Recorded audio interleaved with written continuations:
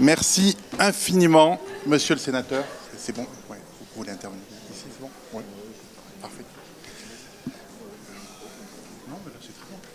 Merci infiniment, monsieur le sénateur, d'être présent. Vous êtes sénateur de Paris, vice-président de la Commission des affaires sociales, mais surtout, et je tiens à le dire, c'est pour nous vraiment un honneur de vous recevoir aujourd'hui parce que vous avez été à plusieurs reprises la voix des sans-voix et notamment notre voix. Vous avez interpellé les pouvoirs publics sur nos sujets. Vous êtes un inlassable combattant de l'accès aux soins pour les personnes aussi les plus précaires. Vous travaillez à la lutte aussi contre la financiarisation de la santé. Merci, c'est vraiment un honneur pour nous de vous recevoir aujourd'hui. Et donc, comme c'est un honneur, on vous pose une question un peu compliquée. La question, c'est quelles réformes nécessaires à engager dans le cadre de la grande précarité et notamment des ACT, l'AM et la HSS. Monsieur le sénateur, c'est à vous la parole. Bien, merci beaucoup de m'accueillir, monsieur le président, madame la présidente. Voilà, vous êtes là, vous êtes tous les deux présidents en ce moment, je crois. Cher Grégory Côme, c'est moi qui vraiment vous remercie de vous accueillir et je tenais à venir parce qu'effectivement, comme l'a dit Grégory Côme, le travail que vous faites, d'abord j'en connais la difficulté, je suis médecin, j'ai exercé quelques années en LHSS, je sais à la fois les sollicitations qui sont fortes et j'y reviendrai d'ailleurs, toutes les évolutions qui restent à accomplir. Je vais essayer de répondre à la question, mais pas que.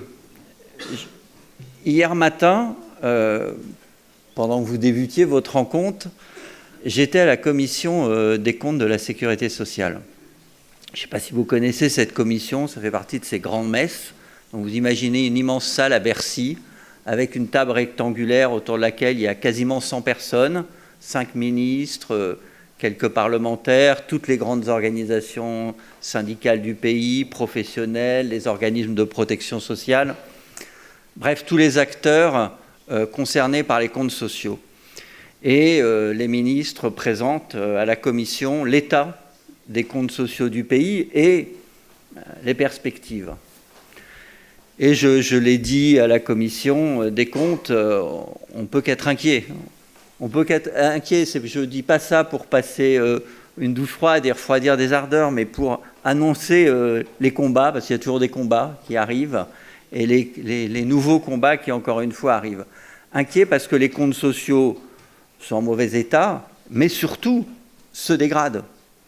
On a eu des années où c'était toujours, on finissait par dire, bon, le trou de la Sécu, bon, voilà, on vit avec le trou de la Sécu. Mais là, ça plonge, et ça se dégrade. Je ne veux pas vous assommer de chiffres, mais moins 10 milliards en 2023, projection moins 17 en 2027.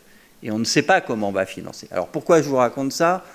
Parce que je sais ce qui va se passer derrière. D'ailleurs, ça a commencé. La Cour des comptes dit « Ah bah, les arrêts maladie, tiens, on va les récupérer. » Donc, il va y avoir des réactions, les propositions vont s'enchaîner, la roue va tourner, et qui risque le plus de payer à la fin? Ceux qui sont le moins bien défendus. Et dans notre pays, qui sont ceux qui sont les moins bien défendus? Ce sont les plus pauvres, toujours. Vous êtes là, bien sûr, mais il faut avoir beaucoup de force pour résister à une administration de Bercy, parce que c'est elle, qui dit aux ministères sociaux, en gros, vous êtes des ministères qui nous coûtent trop cher, vous dépensez trop. Et donc, on va les regarder. Et donc, vous savez que... pour prendre l'exemple des lames, par exemple, il doit y en avoir à peine 1 millier actuellement en France, et qu'il en faudrait plusieurs centaines de plus, et qu'il faut les financer, et que si on ne le fait pas, c'est des gens qu'on ne soigne pas bien, c'est des gens qui sont à la rue, et c'est la même chose pour les LHSS, et c'est la même chose pour les places en ACT, auxquelles on demande de plus en plus par ailleurs, puisqu'on demande d'y accueillir de nouveaux publics. Et on demande, et c'est juste, c'est aussi un constat de vous, des acteurs de terrain, de développer l'allée vert, les équipes mobiles, etc. Mais tous ces dispositifs, ils ne se financent pas par la magie. Donc, voilà, les comptes sociaux ne doivent pas trouver des solutions sur le dos des plus pauvres et de la précarité. Sinon, on trahit la sécurité sociale, on trahit ce que sont ses fondements. Bien sûr, la sécurité sociale, c'est pour tous les Français, pour tous ceux qui résident sur le territoire d'ailleurs, même s'ils ne sont pas français. Bien sûr, mais c'est d'abord et aussi avant tout pour protéger ceux qui sont le plus fragiles. Et donc, ce qu'il faut entendre tout de même, c'est que, oui, d'accord, il faut qu'on regarde de près cette question des comptes et qu'on mette des propositions sur la table. C'est vrai que la dépense, l'ONDAM du pays, en quelques années, il est passé de 200 à 255 milliards d'euros. Est-ce qu'on est mieux soigné? Est-ce qu'il y a plus de moyens pour les actions quotidiennes? Est-ce que l'état de santé de la population s'améliore? Vous pouvez regarder les indicateurs de santé, ils se dégradent. Les inégalités territoriales et sociales de santé sont plutôt en train de s'accroître. L'espérance de vie en bonne santé stagne. Et quant à l'espérance de vie générale de la population, pour le moment, elle ne se décroît pas, mais je ne prendrai pas de pari sur les 10 ans à venir. Donc, je ne veux pas faire non plus un panorama trop sombre, mais clairement, l'argent n'est pas dépensé là où il faudrait. Il n'est pas dépensé pour combler les inégalités les plus criantes, il n'est pas dépensé pour faire progresser l'état de santé de ceux qui sont le plus atteints, il est dépensé autrement. Il y a une méthode, certainement, et une réforme profonde, et vous en avez d'ailleurs parlé, elle est en cours quelque part. Hein. Parfois on ne voit pas, parce qu'on n'a pas le recul nécessaire, les mouvements qui sont enclenchés. Il y a une réforme profonde à mener, c'est de renverser la logique actuelle de financement et d'organisation de notre système, qui est une logique verticale descendante. Et cette logique verticale descendante, qui est héritée du fonctionnement des institutions de notre pays. La Ve République est une république centralisée et où les décisions sont prises et sont imposées. Alors qu'il faut... Et l'ONDAM, est construit comme ça, hein, entre nous. Hein. Le budget est construit par une logique qui est descendante. Ça commence à Bercy, ça se poursuit par des échanges avec les ministères sociaux, et après ça dégringole sur les ARS, enfin c'est voté, puis ça dégringole sur les ARS, sur les acteurs, etc. Mais non, il faut renverser cette logique-là. Il faut partir des besoins de santé et des besoins de santé locaux. Et ces besoins, ils s'élaborent par la construction entre les acteurs. Et évidemment, tout ce que j'ai entendu, que vous avez dit, est juste. Et les constats sont justes, sans fois raison. Les acteurs doivent travailler entre eux, doivent analyser les besoins et doivent trouver les solutions entre eux. Et à partir de là, doit se construire le cadre budgétaire et la réponse aux besoins. C'est une évolution qui est en cours. Elle prendra du temps, mais ça arrive. Donc on peut avoir cet espoir-là. Hier, il n'y avait pas que la commission des comptes de la sécurité sociale, il y avait aussi la remise d'un rapport, celui d'Éric Woerth au président de la République, qui lui avait confié une mission sur la décentralisation, un nouvel acte de décentralisation. Donc il a remis un volumineux rapport qui traite de tas de questions, on est d'accord, on n'est pas d'accord, pas ça le sujet, mais sur la question des solidarités, je trouve très intéressant ce qu'il y a dans ce rapport. Il fait le constat, et je viens de l'entendre également, que c'est le département qui est le bon échelon. Et à ce sujet, d'ailleurs, il n'y a rien de plus épuisant pour des acteurs du soin, du champ social ou dans d'autres domaines qu'une multiplicité de responsables. Alors on est obligé d'aller voir le maire, et puis alors le parlementaire du coin, et puis l'ARS, et on finit par passer plus de temps à aller voir tous les gens qui sont supposés avoir un rôle dans la boucle de décision, qui détiennent une portion du financement, et on s'épuise, au lieu de pouvoir consacrer son temps à ce pourquoi on est là, on a été formé. Et donc, l'idée de créer, c'est dans le rapport d'Éric Woerth, je ne suis pas suspect d'être proche politiquement d'Éric Woerth, donc je vous le dis, mais de ramasser un certain nombre de compétences dans un service départemental des solidarités, pour que le département, historiquement porteur de compétences médico-sociales, affirme son rôle et permette aux acteurs de toutes les filières du champ de la santé, de la précarité, de savoir à qui s'adresser et comment construire leurs interventions, je trouve que c'est une bonne proposition. Et clairement, c'est dans une plus forte territorialisation, l'instauration de logiques ascendantes dans la construction des priorités et dans le fléchage des financements. C'est dans une systématisation, on va dire, du partage entre les acteurs. Et là aussi, la thématique du décloisonnement n'est pas nouvelle, mais elle avance, malgré tout, elle avance, plus lentement que ce qu'on voudrait, mais elle progresse. C'est là que se situent les vraies pistes, à mon sens, d'évolution de ce système. Pourquoi ? Parce qu'il permettra de montrer, il faut en revenir à la réalité, les principes de réalité finissent par s'imposer. Et il permettra de montrer que les financements actuels ne sont pas excessifs. Et j'en reviens au début de mon propos.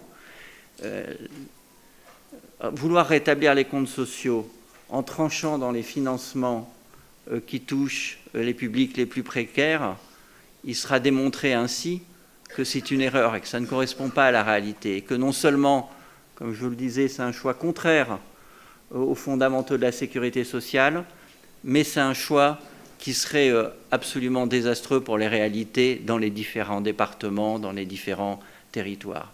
Et donc voilà, il faut accepter, il faut entrer de façon déterminée dans cette inversion, on va dire, de logique, montrer que ce que vous faites correspond à des besoins profonds de notre société, que vous portez par ces actions-là ce que sont encore une fois les valeurs fondamentales de notre démocratie sociale, et que en acceptant, en demandant vous-même d'ailleurs, on l'entend, que votre rôle soit à la base de la construction des budgets, des procédures, des concertations, eh bien, vous répondez à la demande du pays et qu'on écartera ensemble la tentation d'aller restreindre les budgets sociaux. Voilà, à mon sens, je ne sais pas si je réponds à votre question, mais la réforme, certes, elle est ambitieuse, mais je vous dis, elle est en marche pour que dans ce rapport, encore une fois, remis par Eric Woerth, cette question soit portée. Et on lit aussi la question de la territorialisation, comme je l'ai entendu, je dois dire hier aussi, de la bouche des ministres. Donc tout ceci fait son chemin, trop lentement, il va falloir se battre. Tout ce que je peux vous dire, c'est que moi, je ferai ce qui est en mon pouvoir, en mes capacités pour vous aider dans ces combats-là, parce que ce que vous faites, je le connais, est réellement indispensable pour nous tous. Donc, merci beaucoup. Merci beaucoup. Merci infiniment. Quelques petites questions à vous poser. Très sympathique, hein, ne vous inquiétez pas. La première question, il y a une petite rumeur, comme quoi, voilà, au niveau finance, comme vous l'entendez, comme vous nous l'avez dit, les choses sont compliquées. Nous-mêmes, on demande depuis longtemps une programmation quadriennale, vous le savez, sur les ACT, l'AM et l'HSS, parce qu'effectivement, pour que les établissements puissent voir un petit peu et pouvoir le déployer au mieux. On a 2851 personnes en 2022 qui n'ont pas pu être prises en charge. Et hier, d'ailleurs, Frédéric Chéreau de l'Association des maires de France disait que même pour eux, en tant que maires, avoir des acteurs de terrain qui ne savaient pas comment ils allaient pouvoir déployer leur place, c'était compliqué. Que pensez-vous de... Alors, je vais être un peu taquin. Que pensez-vous de cette demande un peu de la FSH de pluriannualité, là où justement les cliniques privées lucratives l'ont eu? C'est un peu taquin. Ah bah pour moi, non. Moi, je n'ai pas signé un accord dont on ne connaît d'ailleurs pas... Enfin, pour ce que j'en sais, il faudrait d'ailleurs mieux pas tout savoir, les tenants et les aboutissants avec les cliniques privées à but lucratif. Et d'ailleurs, cet accord s'est fait, ça je peux vous le dire, pas avec l'ensemble des cliniques privées à but lucratif, mais la discussion s'est faite avec les grands groupes financiarisés qui détiennent 2/3, enfin 70-75% même des cliniques privées à but lucratif.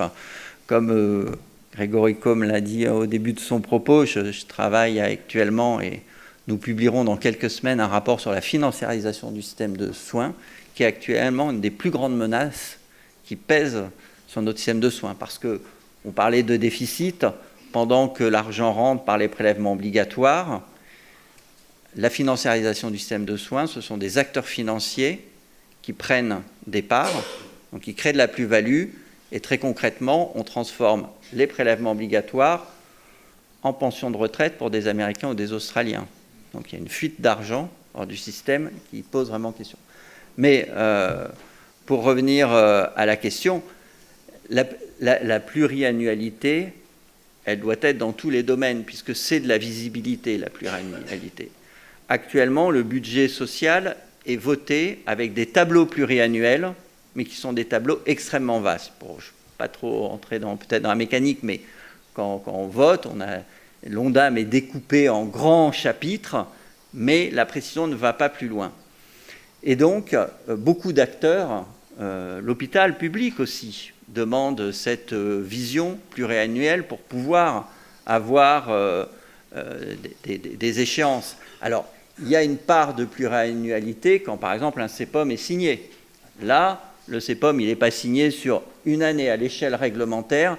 Il y a une pluriannualité et je crois que c'est à cette échelle-là, il faut que ce soit systématisé, très clairement, pour qu'après, il ne puisse pas y avoir de retour en arrière dans les engagements.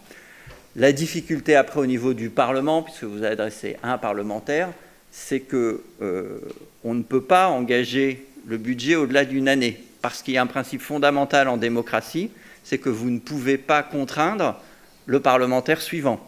Donc même la loi de programmation militaire, c'est pas opposable en fait.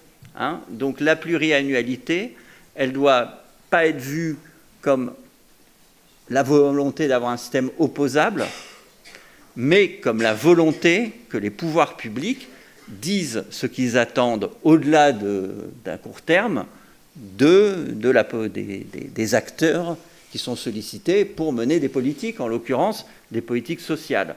Et ça, cette pluriannualité-là, elle se trouve, je vous dis, essentiellement au niveau réglementaire, un peu moins au niveau de la loi de finances. Je pense que c'est plus complexe au niveau de la loi de finances, et vous noterez, pour terminer, que l'accord avec la FHP pour les cliniques privées ne va pas être gravé dans la loi de finances. Il y a un engagement d'une pluriannualité, mais qui sera de l'ordre on va dire, contractuel. Merci beaucoup pour cette réponse. Et une dernière question sur un des sujets sur lesquels vous êtes battu, et vous battez encore, votre projet de loi sur les ratios soignants-soignés. Est-ce que vous pouvez nous en parler? Et quand on interroge, que ce soit autant les patients, les résidents que les soignants, il y a un taux de 95% d'acceptation, c'est un plébiscite de ce projet de loi. Pouvez-vous nous en parler? Alors, il y a 2 ans, je présidais une commission d'enquête sur l'hôpital public.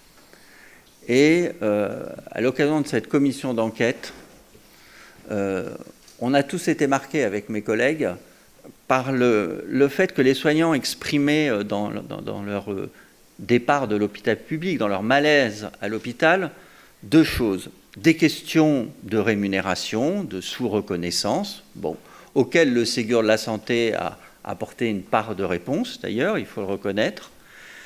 Mais ils exprimaient autre chose, et particulièrement les professions, les infirmières et les aides-soignantes, nous disaient, en fait, on nous demande de prendre en charge de plus en plus de patients, et on nous prive du temps qui est nécessaire. Et quand on n'a pas le temps, on finit par être maltraitant. Et nous, être maltraitant, c'est pas supportable. On fait des métiers pour être bien traitant. On fait notre travail pour apporter du bien-être, du mieux aux gens. Et là, en fait, c'est le contraire qui se passe. Et une infirmière à qui on demandait de s'occuper de 10 patients il y a 10 ans, on est passé à 11, 12, 13, 15. Comment? Par des ratios financiers. C'est Ils ne sont pas écrits nécessairement, mais le Copermo, quand il décidait d'investir dans un hôpital, en échange, il disait au directeur de l'hôpital, bon, bah là, voilà, 42 lits, bon, bah non, bah, c'est plus 4, c'est 3 infirmières, voilà. Donc, des ratios ont été instaurés. Et nous, la réflexion, elle a été de dire, bon, là aussi, il faut renverser la logique. Puisque des ratios, il y en a, eh ben, fondons-les sur la qualité et la sécurité des soins. Et donc, confions à la Haute Autorité de Santé le soin d'un cadre national, et puis après par établissement, parce que là encore, ça ne sert à rien de vouloir tout... voilà, c'est au niveau de chaque établissement, les particularités des services, du soin qui est prodigué, de sa technicité, du temps relationnel, etc., que des ratios devront être élaborés. Donc j'ai présenté ce texte au Sénat, et il a été adopté, enfin, à une quasi-unanimité, 16 voix contre. Donc ça a surpris beaucoup de monde, d'ailleurs. Mais parce que la demande des soignants était très forte, et que les soignants, les organisations d'infirmières, de différentes professions, des kinés, etc., des médecins, sont allés voir les parlementaires en leur disant « Attendez, nous, si on ne fait pas ça, et là je reprends les propos du président de la conférence des présidents des PCME, de Commission médicale des établissements, si on ne fait pas ça, si on n'adopte pas cette loi, nous n'arriverons pas à faire revenir les infirmières à l'hôpital. » Donc elle a été adoptée au Sénat et maintenant elle est partie dans la navette à l'Assemblée nationale. Mais on va dire que le gouvernement n'est pas chaud. Et quand je dis pas chaud, c'est un peu la température d'aujourd'hui, quoi. C'est-à-dire on est un peu un euphémisme. Alors il n'est pas chaud, pourquoi ? Pour une seule raison, c'est que ça aura un coût.